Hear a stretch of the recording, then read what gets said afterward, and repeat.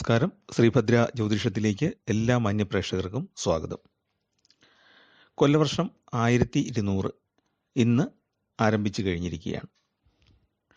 ഇന്നലെ വൈകുന്നേരമാണ്, അല്ലെങ്കിൽ ഇന്നലെ സന്ധ്യയ്ക്ക് ശേഷമാണ് സൂര്യൻ ചിങ്ങൻ രാശിയിലേക്ക് കടന്ന് പുതിയ ഒരു മലയാള വർഷത്തിന് തുടക്കം കുറിച്ചത്. പക്ഷേ അസ്തമയത്തിന് ശേഷമായതുകൊണ്ട് ഇന്നാണ് 1-ാം തീയതിയായിട്ട് നമ്മൾ കണക്കാക്കുന്നത്. അപ്പോൾ ഈ കൊല്ലവർഷം 1200 ഓരോ നക്ഷത്രക്കാരുടെയും ഫലങ്ങളാണ് നമ്മൾ അനലൈസ് ചെയ്തുകൊണ്ടിരിക്കുന്നത്. ഇന്ന് നമുക്ക് നോക്കാനുള്ളത് ഭരണി നക്ഷത്രത്തിൻ്റെ ഫലങ്ങളാണ്. അപ്പോൾ നമ്മൾ നിലവിലുള്ള ഗ്രഹനിലകൾ നോക്കുമ്പോൾ പ്രധാന ഗ്രഹമായ ശനി കുംഭൻ രാശിയിലെ വക്രത്തിലും വ്യാഴം ഇടവൻ രാശിയിലൂടെ സഞ്ചരിക്കുകയുമാണ്. പിന്നെ രാഹു മീനൻ രാശിയിലും കേതു കന്നി രാശിയിലുമാണ് സഞ്ചരിക്കുന്നത്. അപ്പോൾ ഈ വർഷം രാഹുകേതുക്കൾക്കും വ്യാഴത്തിനുമൊക്കെ മാറ്റം ഉണ്ടാകുന്നുണ്ട്. അപ്പോൾ അതൊക്കെ നമ്മുടെ ഫലങ്ങളെ സ്വാധീനിക്കുന്നതാണ്. ശനിക്കും മാറ്റം ഉണ്ടാകും. 2025 ആകുമ്പോഴത്തേക്കും ശനി ഗ്രഹത്തിനും മാറ്റം ഉണ്ടാകും. അതായത് മാർച്ച് 29 ആകുമ്പോൾ കുംഭൻ രാശിയിൽ നിന്ന് മീനൻ രാശിയിലേക്ക് ശനി പ്രവേശിക്കും. വ്യാഴം 2025 മെയ് 14 മിഥുനം രാശിയിലേക്ക് പ്രവേശിക്കും. അതുപോലെ തന്നെ രാഹു മെയ് 18 തീയതി കുംഭൻ രാശിയിലേക്കും കേതു കന്നിയിൽ നിന്ന് ചിങ്ങൻ രാശിയിലേക്കും പ്രവേശിക്കും. രാഹു കേതുക്കൾ എപ്പോഴും പരസ്പരം 180 ഡിഗ്രിയിലാണ് സഞ്ചരിച്ചുകൊണ്ടിരിക്കുന്നത്. രണ്ട് നിഴലുകളാണ്. അപ്പോൾ ഇങ്ങനെയൊക്കെ സംഭവിക്കുന്നത് കൊണ്ട്, ഈ ഗ്രഹമാറ്റങ്ങൾ കൊണ്ട് നമ്മുടെ ജീവിതത്തിൽ കുറേയേറെ സംഭവങ്ങൾ ഉണ്ടാകുന്നതാണ്. അപ്പോൾ ഓരോ നക്ഷത്രക്കാർക്കും ഉണ്ടാകുന്ന പൊതുവായ അനുഭവങ്ങളാണ് നമ്മൾ ഈ ചാനലിലൂടെ പറയുന്നത്. ജാതകപരമായിട്ട് ജാതകത്തിൽ വളരെ നല്ല സമയത്ത് ഗ്രഹങ്ങൾ നിൽക്കുമ്പോഴാണ്, അല്ലെങ്കിൽ നല്ല സുസ്ഥാനങ്ങളിൽ ഗ്രഹങ്ങൾ നിൽക്കുമ്പോഴാണ് ജനിച്ചതെങ്കിൽ ദോഷഫലങ്ങൾ കുറഞ്ഞിരിക്കും, ഭാഗ്യങ്ങൾ കൂടിയിരിക്കും. ജനിക്കുന്ന സമയത്ത് ഗ്രഹങ്ങൾ ദോഷകരമായിട്ടാണ് നിൽക്കുന്നതെങ്കിൽ ഭാഗ്യാനുഭവങ്ങൾ കുറയുകയും ചെയ്യും. അപ്പോൾ അതാണ്, പൂർണ്ണമായിട്ടും ഗുണമുള്ളതും പൂർണ്ണമായിട്ടും ദോഷകരവുമായ ഒരു ജീവിതം ആർക്കുമില്ല. എല്ലാവർക്കും ഇതിൻ്റെ രണ്ടിനെയും കൂടി ഒരു സമ്മിശ്ര അനുഭവമാണ് ഉണ്ടാകുന്നത്. ഗ്രഹങ്ങളുടെ ശുഭാവസ്ഥ കൂടുതലാണെങ്കിൽ ശുഭ അനുഭവങ്ങൾ കൂടും, അല്ലെങ്കിൽ മറിച്ചും ഉണ്ടാകും. അപ്പോൾ നമുക്ക് ഭരണി നക്ഷത്രക്കാരുടെ ഫലങ്ങൾ പൊതുവായിട്ടൊന്ന് നോക്കാം.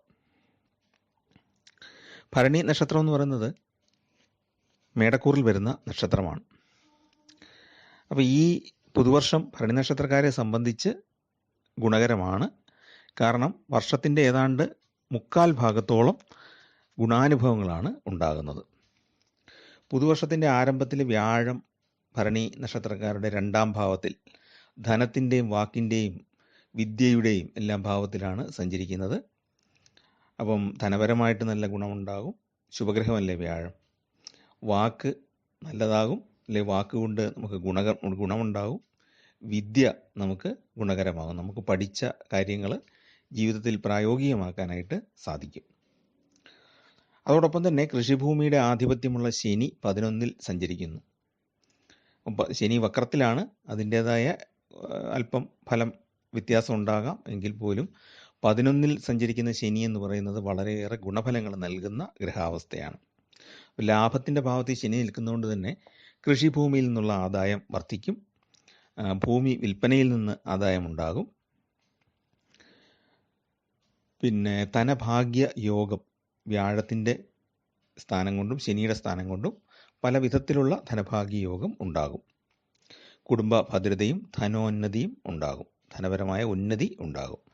അപ്പോൾ ചൊവ്വ 3-ലേക്ക് മാറുമ്പോഴത്തേക്കും 3-ൽ ചൊവ്വ എന്ന് പറയുന്നത് വളരെ ഗുണകരമാണ്. ഇപ്പം ചൊവ്വ അങ്ങോട്ട് മാറുമ്പോഴത്തേക്കും മിഥുനത്തിലേക്ക് മാറുമ്പോഴത്തേക്കും, ചൊവ്വ ഇപ്പം നിൽക്കുന്ന വ്യാഴത്തോടൊപ്പം സഞ്ചരിച്ചുകൊണ്ടിരിക്കുകയായിരുന്നു. മിഥുനത്തിലേക്ക് മാറുമ്പോഴത്തേക്കും 3-ൽ ചൊവ്വ വരുന്നത് കൊണ്ട് മേടക്കൂറിൽപ്പെടുന്ന ഭരണി നക്ഷത്രക്കാർക്ക് വളരെ ഗുണകരമാണ്. സാമ്പത്തിക പുരോഗതിയും ശത്രുദോഷം കുറയുക, ശത്രുക്കളുടെ പ്രവർത്തനങ്ങളൊക്കെ നിഷ്ഫലമാകുക, അങ്ങനെ നമുക്ക് കുറേ സമാധാനം ലഭിക്കുന്നതാണ്. പിന്നെ തൊഴിൽ തേടുന്നവർക്ക് സ്ഥിര ജോലി ലഭിക്കാനുള്ള സാധ്യതയുണ്ട്. വിദ്യാർത്ഥികൾക്ക് പഠന മികവ് പുലർത്താനായിട്ട് സാധിക്കും. സർക്കാർ ജോലിക്കും സാധ്യതയുള്ള സമയമാണ്. അതുകൊണ്ട് ടെസ്റ്റ് എഴുതുന്നവരും ഇൻ്റർവ്യൂവിനൊക്കെ പോകുന്നവരും നന്നായിട്ട് പ്രിപ്പയർ ചെയ്തിട്ട് പോവുക. ജോലിക്ക് സാധ്യതയുള്ളൊരു സമയമാണ്. നിലവിൽ ജോലി ചെയ്യുന്ന ആളുകളെ സംബന്ധിച്ച് പദവികളോടുകൂടിയ സ്ഥാനക്കയറ്റം കിട്ടാൻ സാധ്യതയുണ്ട്. ശമ്പളത്തിൽ വർധനവ് ഉണ്ടാകാം, അല്ലെങ്കിൽ ഗ്രേഡ് ഒക്കെ കിട്ടാം. എല്ലാ മേഖലകളിലും വിജയം കിട്ടുന്ന ഒരു കാലഘട്ടമാണ്. പിന്നെ മേടക്കൂറുകാരെ സംബന്ധിച്ച് ചിങ്ങം, കന്നി, മകരം, കുംഭം, മിഥുനം മാസങ്ങൾ കൂടുതൽ ഗുണകരമായിരിക്കും. അശ്വതിക്കാരുടെ കാര്യം കഴിഞ്ഞ വീഡിയോയിൽ പറഞ്ഞു.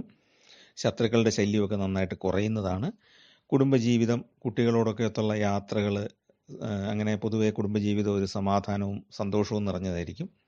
ജീവിത പങ്കാളിക്കും ഒക്കെ ആരോഗ്യം പൊതുവെ മെച്ചമായിരിക്കും. ഭരണി നക്ഷത്രക്കാർക്കും ആരോഗ്യം മെച്ചപ്പെടുന്ന ഒരു കാലമാണ്. ധനപരമായിട്ട് മുതൽ മുടക്കുന്ന കാര്യങ്ങളിൽ നിന്നൊക്കെ ന്യായമായ ലാഭം കിട്ടാനുള്ള സാധ്യതയുണ്ട്. വ്യാപാരമാണെങ്കിലും ഷെയറുകളാണെങ്കിലും മറ്റേ മന്ത്ലി ഇൻവെസ്റ്റ്മെൻറ്റ് ചെയ്യുന്ന SIP പോലുള്ള മ്യൂച്വൽ ഫണ്ട് പോലുള്ള കാര്യങ്ങളിൽ നിന്നൊക്കെ ലാഭം കിട്ടാനുള്ള സാധ്യതയുണ്ട്. സ്വർണത്തിൽ നിക്ഷേപിച്ചവർക്കും സാമാന്യം ഗുണകരമായ ലാഭം കിട്ടാനുള്ള കാലമാണ്. പിന്നെ പ്രധാന ഗ്രഹങ്ങളൊക്കെ നല്ല സ്ഥാനങ്ങളിലാണ് സ്ഥിതി ചെയ്യുന്നത്. അതുകൊണ്ട് തന്നെ ഗുണകരമായിരിക്കും. പൊതുവെ വിദ്യാർത്ഥികൾക്ക് വിജയം നേടി അവരാഗ്രഹിക്കുന്ന കോഴ്സുകൾക്ക് പ്രവേശനം കിട്ടാൻ യോഗമുണ്ട് ഈ സമയത്ത്. തൊഴിൽ തേടുന്നവർക്ക് ആഗ്രഹിച്ച ജോലി തന്നെ കിട്ടിയില്ലെങ്കിലും അതിനോടടുത്ത ജോലികളൊക്കെ കിട്ടാൻ വളരെയേറെ സാധ്യതയുണ്ട്. കാരണം പൂർണ്ണമായിട്ടും ഈ വർഷം ഗുണകരമെന്ന് പറഞ്ഞുകൂടാ, എങ്കിലും ജോലി കിട്ടാൻ വളരെയേറെ സാധ്യതയുള്ളൊരു വർഷമാണ്. കച്ചവടം ലാഭകരമായിട്ട് മുന്നോട്ട് കൊണ്ടുപോകാൻ സാധിക്കും. പുതിയ മേഖലയിലേക്ക് വ്യാപാരം വ്യാപിപ്പിക്കാനായിട്ട് സാധിക്കും. ഉദ്യോഗസ്ഥരെ സംബന്ധിച്ചിടത്തോളം പുതിയ ചുമതലകൾ ഏറ്റെടുക്കുകയും കാര്യക്ഷമമായിട്ട് ജോലി ചെയ്യുന്നതിന് അംഗീകാരങ്ങൾ കിട്ടുകയും ചെയ്യും. പിന്നെ ഇപ്പോൾ അന്യദിക്ക് ജോലി ചെയ്യുന്നവർക്ക് സ്വന്തം ഇഷ്ടപ്പെട്ട സ്ഥലത്തേക്കുള്ള സ്ഥലം മാറ്റം, സ്വന്തം നാട്ടിലേക്കെന്നല്ല ഇഷ്ടപ്പെട്ട സ്ഥലത്തേക്ക് ഉള്ള മാറ്റം കിട്ടാനുള്ള സാധ്യതയുണ്ട്. കുടുംബ ബന്ധങ്ങൾ കൂടുതൽ ഊഷ്മളമായിട്ട് നല്ല രീതിയിൽ മുന്നോട്ട് പോകാനായിട്ട് സാധിക്കും. പ്രണയിക്കുന്ന യുവാക്കളെ സംബന്ധിച്ചിടത്തോളം ഗുണകരമായ കാലഘട്ടമാണ്. ഒരുപക്ഷെ വീട്ടുകാരുടെ എതിർപ്പൊക്കെ കുറഞ്ഞ് ഒരു കുടുംബജീവിതത്തിലേക്ക് ആ ബന്ധം എത്തിച്ചേരാനുള്ള സാധ്യതയുണ്ട്. രോഗം ബാധിച്ച് ചികിത്സ തേടുന്നവർക്ക് ആ രോഗത്തിൽ നല്ല കുറവ് വരാനായിട്ടും ഇപ്പോൾ ചെയ്യുന്ന ചികിത്സ മാറുകയോ അല്ലെങ്കിൽ കൂടുതൽ ഗുണകരമായ ചികിത്സാ രീതികൾ തേടുകയോ ഒക്കെ ചെയ്യാനുള്ള സാധ്യതയുണ്ട്. സാമ്പത്തികമായിട്ട് ഉള്ള നഷ്ടം കുറയുന്നതാണ്. ചികിത്സ മൂലം കുറേ കാലമായിട്ട് ബുദ്ധിമുട്ടുകൾ ഉണ്ടായിരുന്നെങ്കിൽ ഇനിയിപ്പോൾ അത് കുറയുന്നതാണ്. അപ്പോൾ ഈ വർഷം മുഴുവനും എന്ന് പറഞ്ഞാൽ വർഷത്തിൻ്റെ 3/4 ഭാഗത്തോളം ഇങ്ങനെ ഗുണകരമായ കാലഘട്ടമാണ്. ശനി മീനത്തിലേക്ക് രാശി മാറുമ്പോൾ 12ലാണ് ശനി വരുന്നത്. വ്യയത്തിൻ്റെ അല്ലെങ്കിൽ ചെലവിൻ്റെ ഭാവത്തിലേക്ക് ശനി വരും. അതായത് 2025 ആകുമ്പോഴത്തേക്കും. എങ്കിലും രാഹു 11ലേക്ക് പോകുന്നത് കൊണ്ട് അത് കുറേയൊക്കെ ലാഭങ്ങൾ, താൽക്കാലിക ധനലാഭങ്ങളൊക്കെ ഉണ്ടാക്കി വലിയ ദുരിതങ്ങളില്ലാതെ കൊണ്ടുപോകാനായിട്ട് സാധിക്കും. പിന്നെ ശനിക്ക് മീനം രാശി എന്ന് പറയുന്നത് അത്ര ദോഷകരമല്ല. അത്ര ശനിയും വ്യാഴവും സമന്മാരാണല്ലോ, സമഗ്രഹങ്ങളാണ്. അതുകൊണ്ട് തന്നെ ശനി വലിയ മാരകമായ ദോഷം മീനൻ രാശിയിൽ ചെയ്യേല എന്ന് പറയാം. എങ്കിലും 12ൽ ശനി നിൽക്കുന്നതിൻ്റെതായ അധിക ചെലവും വിചാരിച്ചിരിക്കാതെ കയ്യിലുള്ള പൈസ തീർന്നു പോവുക, അങ്ങനെയുള്ള പ്രശ്നങ്ങളൊക്കെ ഉണ്ടാകാം. ആത്മീയ കാര്യങ്ങൾക്കായിട്ട് ധനം ചെലവഴിച്ചേക്കും. തീർത്ഥയാത്രകൾ ചെയ്യുകയും അതിലൂടെ ധനച്ചെലവുണ്ടാവുകയും ചെയ്യും. പിന്നെ വർഷത്തിൻ്റെ അവസാനമാകുമ്പോഴത്തേക്കും വ്യാഴം 3ലേക്ക് വരുന്നു. 3ൽ വ്യാഴം എന്ന് പറയുന്നത് ഗുണകരമല്ല. ഏതാണ്ട് വ്യാഴം മറഞ്ഞിരിക്കുന്ന ഒരു സ്ഥിതിയാണ് വരുന്നത്. അപ്പം വ്യാഴം 3ലും ശനി 12ലും വരുമ്പോഴത്തേക്കും ധനപരമായിട്ടുള്ള ഇപ്പോഴുള്ള ഐശ്വര്യം, വർഷത്തിൻ്റെ ഏതാണ്ട് 3/4 പങ്കും നീണ്ടു നിൽക്കുന്ന ആ ഗുണം കുറഞ്ഞ് വരുന്നതാണ്. ആരോഗ്യ പ്രശ്നങ്ങളോ അപ്രതീക്ഷിതമായ ധനനഷ്ടമൊക്കെ നേരിടേണ്ടി വന്നേക്കാം. കുടുംബത്തിലെ അഭിപ്രായ വ്യത്യാസങ്ങളും ആ സമയത്ത് ഉണ്ടായേക്കാം. അതായത് ഒരു മാർച്ച് മാസമൊക്കെ കഴിയുമ്പോഴത്തേക്കുമാണ് പ്രശ്നങ്ങൾ ഉണ്ടാകാൻ സാധ്യതയുള്ളത്. 2025 മാർച്ച് മാസമാകുമ്പോൾ ഉദരസംബന്ധമായ ക്ലേശങ്ങൾ ഉണ്ടാകാൻ സാധ്യതയുണ്ട്. അതുപോലെ തന്നെ കേതു പുറകോട്ട് നീങ്ങി സന്താനഭാവമായ ചിങ്ങത്തിലേക്ക് വരും. അപ്പം അവിടേക്ക് രാഹുവിൻ്റെ ദൃഷ്ടി സ്വാഭാവികമായിട്ടും വരും. കാരണം വ്യാഴത്തിൻ്റെ ആനുകൂല്യം കുറഞ്ഞു നിൽക്കുന്നു. രാഹുവിൻ്റെ 7ാം ഭാവത്തിലാണല്ലോ കേതു സഞ്ചരിക്കുന്നത്. 6 രാശിയുടെ വ്യത്യാസത്തിലാണ് സഞ്ചരിക്കുന്നത്. അപ്പോൾ അങ്ങനെ രാഹുവിൻ്റെ ദൃഷ്ടിയും സന്താനഭാവത്തിലേക്ക് വരുന്നു. കേതു ആ സ്ഥാനത്തേക്ക് കയറി വരുന്നു. അതുകൊണ്ട് സന്താനങ്ങൾക്ക് പഠനപരമായ ബുദ്ധിമുട്ട്, പിന്നെ സന്താനങ്ങളുമായിട്ട് അഭിപ്രായ വ്യത്യാസമൊക്കെ ഉണ്ടായേക്കാം. മാതാപിതാക്കൾ സന്താനങ്ങളുമായിട്ട് അഭിപ്രായ വ്യത്യാസമൊക്കെ ഉണ്ടാകാൻ സാധ്യതയുണ്ട്. എന്ന് പറഞ്ഞാൽ ഇതൊന്നും വലിയ ബുദ്ധിമുട്ട് എന്ന് പറഞ്ഞാൽ വലിയ മനപ്രയാസം ഉണ്ടാക്കേണ്ടതില്ല. കാരണം നമ്മൾ കൃത്യമായിട്ടുള്ള പ്രാർത്ഥനകളും അതുപോലെ തന്നെ ഇപ്പം ധനനഷ്ടം ഉണ്ടാകുമെന്നും പറഞ്ഞുകൊണ്ട് കരഞ്ഞുകൊണ്ടിരുന്നിട്ട് കാര്യമില്ല. ഇപ്പം നല്ല കാലമാണ്. ആദ്യത്തെ ഒരു 10 മാസത്തോളം വളരെ ഗുണകരമായ സമയമാണ്. ആ സമയത്ത് സമ്പാദ്യം ഉണ്ടാക്കുക. മക്കളോട് പറയുക ഇങ്ങനെയുള്ള ചില ബുദ്ധിമുട്ടുകളൊക്കെ ഉണ്ടാകാൻ സാധ്യതയുള്ളൊരു കാലമായതുകൊണ്ട് നമ്മൾ നല്ല രീതിയിൽ അതിനുവേണ്ടി പ്രിപ്പയർ ചെയ്തിരിക്കണം. നിങ്ങൾ നമ്മുടെ ഫാമിലി ഒരൊറ്റക്കെട്ടായിട്ട് എല്ലാ കാര്യങ്ങളിലും മുന്നോട്ട് പോകണമെന്നൊക്കെ എല്ലാവരും തമ്മിലൊരു ധാരണ ഉണ്ടാക്കുക. അങ്ങനെ ജ്യോതിഷം എന്ന് പറയുന്ന ഒരു മുന്നറിയിപ്പിൻ്റെ ശാസ്ത്രം കൂടെ ആണല്ലോ.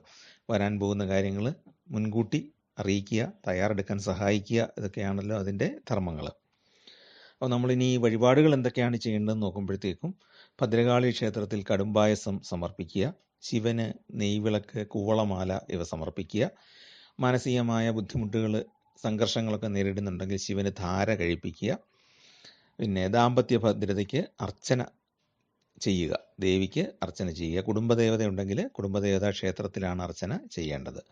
ശാസ്താവിന് നീല ശംഖുപുഷ്പമാല സമർപ്പിച്ച് പ്രാർത്ഥിക്കുക, അല്ലെങ്കിൽ ശംഖുപുഷ്പം കൊണ്ടുള്ള അർച്ചന ചെയ്യുക. നെയ്വിളക്ക് തെളിയിക്കുക. നീരാജനം ചെയ്യുന്നതും നല്ലതാണ്. ശനി ചെലവിൻ്റെ ഭാവത്തിൽ വരുന്നത് കൊണ്ട് തന്നെ ശാസ്താവിന് നീരാജനം ചെയ്താൽ ആ ദുരിതങ്ങളൊന്നും ഉണ്ടാകാതെ അങ്ങ് മാറിപ്പോവും.